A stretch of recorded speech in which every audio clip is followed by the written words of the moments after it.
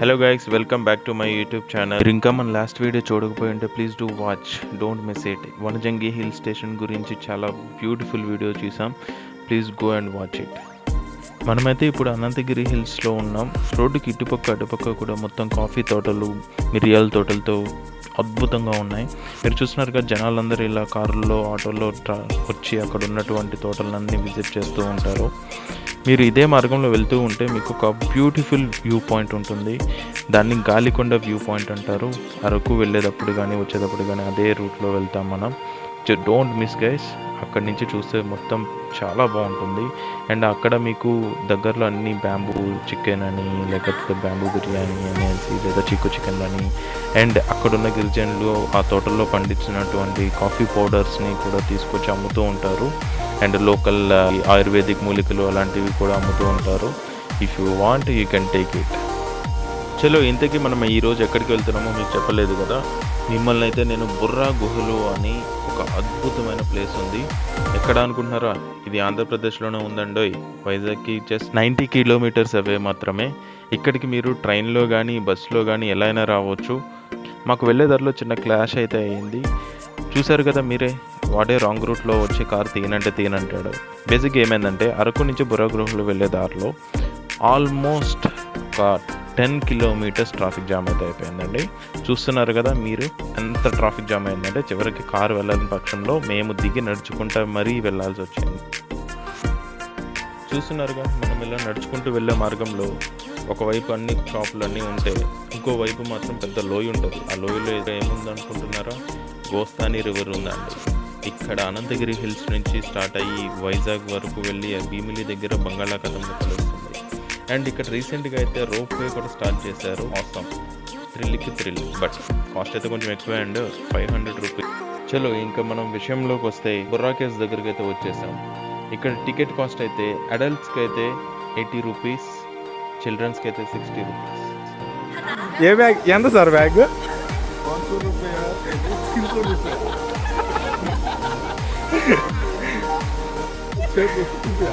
लाल वाला 3 लाख का 1000 रुपये ले लो.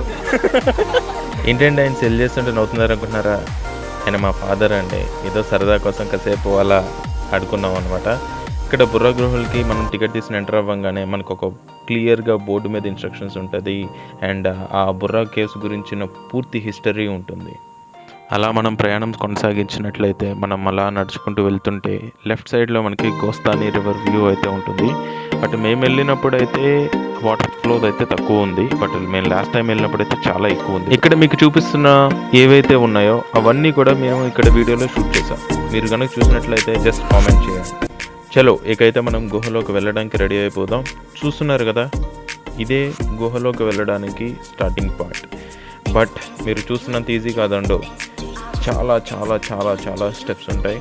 ఇఫ్ ఇన్ కేస్ పెద్ద వయసులో ఉన్న వాళ్ళు ఎవరన్నా వచ్చినట్లయితే ఆలోచించండి. మీరు ఎక్కువ నడవగలను, మెట్లు ఎక్కి దిగగలను అనుకుంటేనే మాత్రమే లోపలికి వెళ్ళండి. ఎందుకు అంటే చాలా చాలా లోపలికి వెళ్ళాల్సి ఉంటుంది.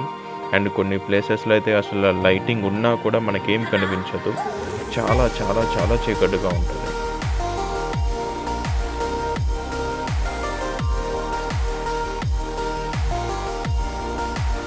మేము వెళ్ళింది అయితే కంటిన్యూస్ హాలిడేస్ ఉన్న టైం కాబట్టి చాలా చాలా చాలా క్రౌడ్ ఉన్నారు. ఐ హోప్ మీరు వెళ్ళేలకైతే ప్లీజ్ కొంచెం వీకెండ్స్లో కాకుండా వీక్ డేస్లో ప్లాన్ చేసుకుంటే ఈ క్రౌడ్ నుంచి ఎస్కేప్ అవ్వడానికి అయితే ఛాన్స్ ఉంటుంది. బట్ చూస్తున్నారు కదా, ఇంకా మీరు చూస్తున్న క్రౌడ్లో జస్ట్ 10% మాత్రమే చూస్తున్నారు. ఇంకా లోపల చాలా ఎక్కువ మంది ఉన్నారు. అండ్ ఇంకా నుంచి అయితే నేను మ్యూజిక్ అనేది కొంచెం ఆఫ్ చేద్దాం అనుకుంటున్నాను. ఎందుకంటే మీరు గుహ లోపలికి వెళ్ళినప్పుడు వచ్చే ఆ సౌండ్ వైబ్స్ కానీ రియల్ ఆడియో అయితే మీకు నేను ఎక్స్పీరియన్స్ చేయాలని నేను మ్యూజిక్ అయితే ఆఫ్ చేస్తున్నాను.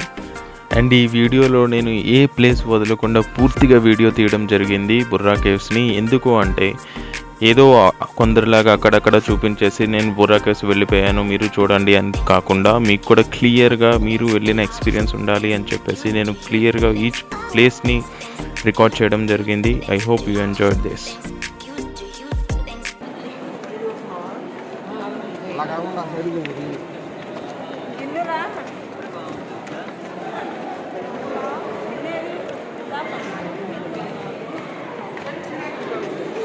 నందా రా రా రా.